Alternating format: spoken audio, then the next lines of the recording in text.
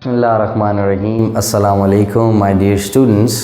उम्मीद है आप लोग खैर खैरियत से होंगे और चैनल को भी व्यू कर रहे होंगे। और हम लोगों ने स्टार्ट किया हुआ था अपना फ़िज़िक्स का ये स्पेसिफ़िक टॉपिक जिसके न्यूमेरिकल्स हम स्टार्ट कर रहे थे।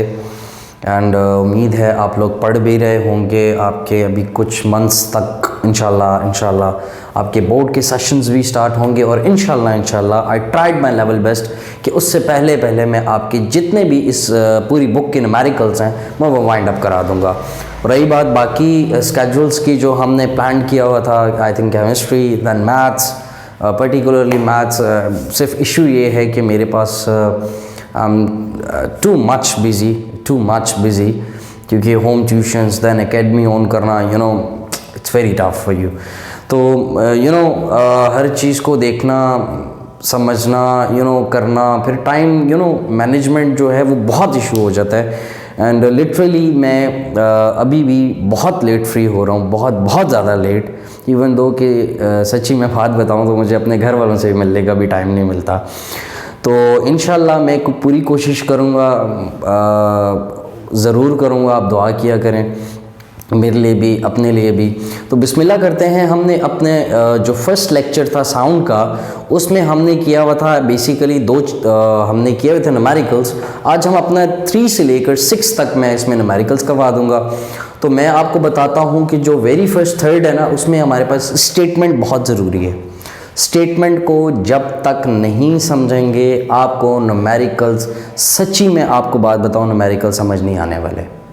ठीक है, न्यूमेरिकल्स को समझने के लिए आपको ज़रूरी ये है कि आपको स्टेटमेंट समझ आएगी तो न्यूमेरिकल्स कर सकेंगे। अदरवाइज सीधी बात बताऊं, आपने इसको चॉइस पे छोड़ देना है। और चॉइसेस पे अब आपको पता है लॉन्ग क्वेश्चंस के लिए तो बहुत ज़रूरी होता है करने के लिए। तो हम बिस्मिल्लाह करते हैं, अपने थर्ड से स्टार्ट करते हैं। हमारे पास थर्ड है, कहता है at a particular temperature the speed of sound in air is 330 metre per second. Speed of sound दिया हुआ है पर्टिकुलर टेम्परेचर पे एयर, तो हमारे पास दिया हुआ है 330 metre per second. That is v, you know this very well that speed could be denoted by that we.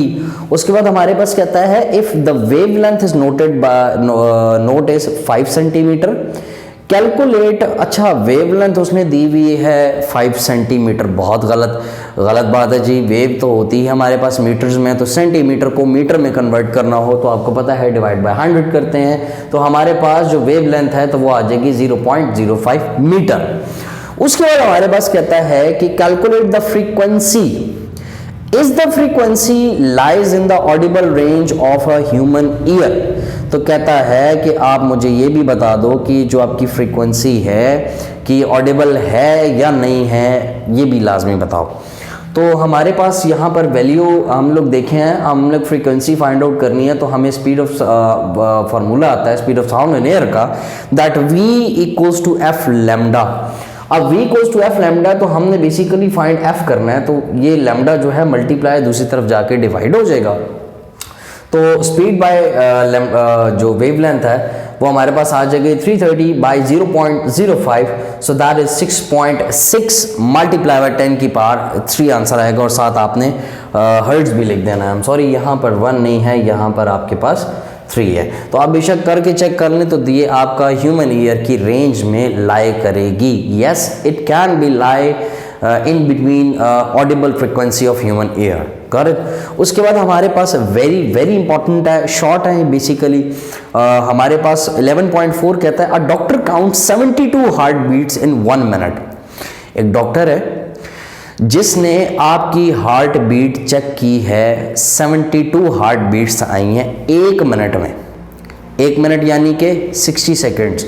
60 seconds में 72 हार्ट बीट्स आई हैं। Calculate the frequency and the time period of a heart beat. 2 चीजें find out करनी है। दोबारा बताता हूं। एक डॉक्टर है जिसने हमारे पास 1 मिनट में आपकी number of heart beats check की हैं, वो निकली हैं जी 72। Got it. उसके बाद वो कहता है कि आप मुझे फ्रीक्वेंसी भी बताओ और साथ ही साथ आप मुझे टाइम पीरियड भी बताओ आपके हार्ट बीट का। मसला ही कोई नहीं है जी, बिल्कुल देख लेते हैं।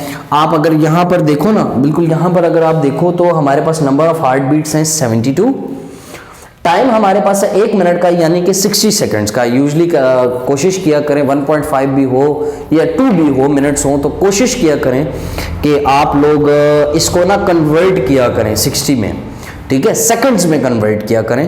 तो ये ज़रा ख्याल रखिएगा, क्योंकि आपको पता है फाइल बोर्ड वाले क्या करते हैं कि यहाँ 1 मिनट है तो वहाँ पर 3 मिनट लिख देंगे या 5 मिनट्स लिख देंगे।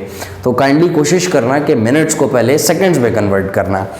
हमारे पास उसने कहा है कि टाइम पीरियड फाइंड आउट करो। आप इसको कैसा कर दो, टी डैश कर दो, ठीक है। ये आपने फाइंड आउट करना है और फ्रीक्वेंसी फाइंड आउट करनी है। अब अगर आप देखो यहाँ पर मैंने बाकायदा प्रोमिनेंट मेंशन किया है कि हमारे पास जो टाइम पीरियड है वो ऑब्वियसली बात है बराबर है नंबर ऑफ वाइब्रेशंस पे, ठीक है, per time, per total time, and the frequency is basically its inverse. तो फ्रीक्वेंसी जो है, number of frequency is inversely proportional to time होता है। अब आपने यहाँ देखा होगा कहीं पर, बाकायदा मैं आपको मेंशन कर देता हूँ, that frequency is inversely proportional to time. अब इस प्रोपोर्शनैलिटी के साइन को जब आप खत्म करो तो आप यहाँ पर बाकायदा लगा लो n/t। एन इसलिए लगा लो क्योंकि आपके नंबर ऑफ टर्न्स भी आ जाएंगे उसी में। तो हमारे पास नंबर ऑफ हार्ट बीट्स है 72 टाइम्स 60 सेकेंड्स है, तो फ्रीक्वेंसी इज 1.2।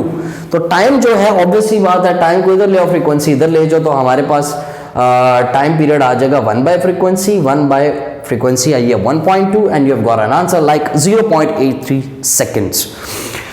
उसके बाद हमारे पास 11.5 है, वेरी इंपॉर्टेंट, वेरी इजी। कहता है अ मैरीन सर्वे शिप। 11.5 और 11.6 में थोड़ी सी गड़बड़ी करनी है, वो मैं आपको बताऊंगा। A marine survey ships send a sound wave straight to the seabeds, it receives an echo 1.5 seconds later. अब इको क्या होता है? इको कहते हैं कि आप ही की आवाज आपको वापस आए। आप खाली हॉल ले, खाली कमरा है, आप कोई भी बात करते हैं तो आप ही की आवाज़ आपको वापस आती है। तो बेसिकली कि हमारे पास जो साउंड वेव रिफ्लेक्ट कर रही होती हैं उसको बेसिकली हम इको कहते हैं। तो कहता है कि 1.5 seconds later the speed of sound in a sea water is 1500 metre per second, find the depth of a sea at this position. आप मुझे साथ ही साथ बताओ कि जो समुंदर की गहराई कितनी है। पहली बात वो कहता है कि एक शिप है, सबमरीन सर्वे शिप्स हैं, उन्होंने बेसिकली साउंड वेव भेजी हैं और वो उन्हीं को वापस आई हैं बेसिकली 1.5 सेकेंड लेटर। तो आप देखो कि time taken by the ship to seabeds and then come back. अब आपने 9th में पढ़ा था, 9th में आई थिंक आपका, if I am not wrong, that आपका डायनेमिक्स वाला चैप्टर था। डायनेमिक्स वाले चैप्टर में आपको याद होगा कि एक बॉल वर्टिकली अपवर्ड गई है and then comes back after 10 seconds, मिसाल के तौर पे। अब एक बॉल मैंने ऊपर उछाली है और 10 सेकंड के बाद वापस आई है, दैट मीन्स 5 सेकंड जाने में लगा है और 5 ही सेकंड वापस आने में लगा है। तो एक साइड का निकाल लो आप, ठीक है। देखो जी, ये उन्होंने बताया 1.5 सेकंड, तो एक साइड का हमारे पास बाई की फॉर्म में होगा ना, बाई 2, दोनों में से एक साइड आ गई तो टाइम ऑफ वन साइड आ गया 1.5 डिवाइड बाई 2, तो 0.75 सेकंड्स आ गए। वो कहता है कि आपकी स्पीड ऑफ साउंड जो है वो 1500 मीटर पर सेकंड है। उसके बाद कहता है कि जो आपकी समुंदर की जो डेप्थ है वो बेसिकली हमारे पास है, हमने फाइंड आउट करनी है। तो डिस्टेंस, स्पीड होता है डिस्टेंस डिवाइड बाय टाइम, गहराई को देखना है। डिस्टेंस हमने समुंदर से उसकी गहराई तक का देखना है, कितना डिस्टेंस है।